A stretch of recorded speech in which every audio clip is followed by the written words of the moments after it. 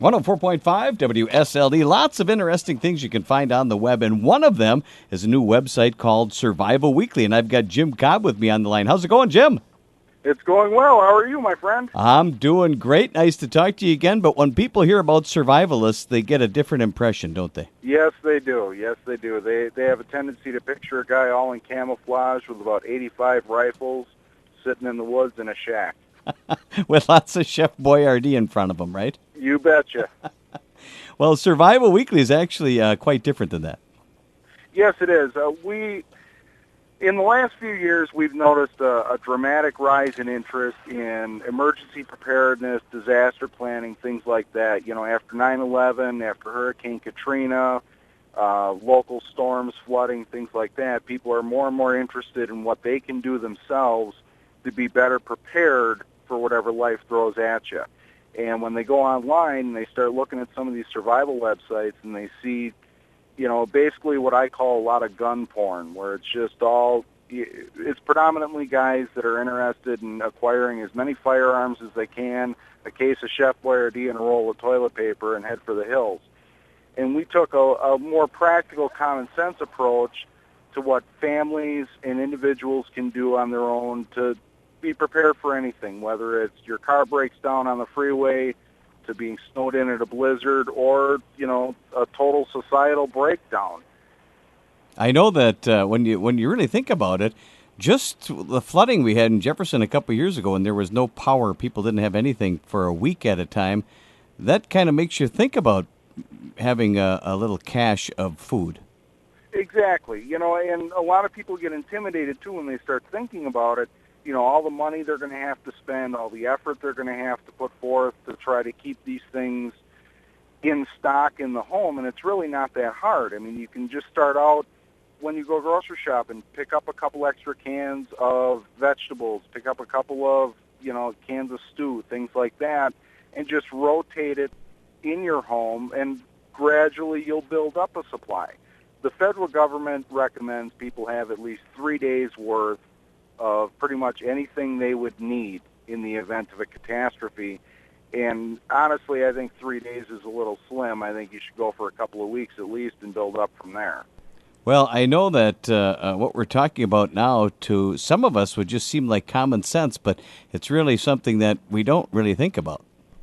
No, it's not. And the other thing coupled with this is, with the economy the way it is, more and more people are getting interested in victory gardens, with canning and preserving food, you know, doing a lot more with a lot less.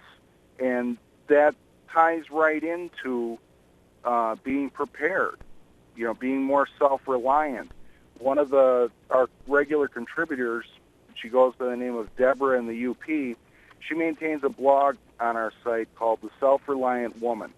And this is a woman who, for several years, just went completely off the grid up in Michigan. No electricity, no running water, nothing. Just to do it, see what it was like. And she made it. She didn't have any experience going in. Now, I'm not suggesting that everybody go out and do that, but just to give you one approach, it can be done with some effort, but there are people out there that have done it. Also on Survival Weekly website, survivalweekly.com, you have a place to network, right? We do. We have what we call SW Networking. And if you go to the main page, it's one of the tabs on the far right towards the top.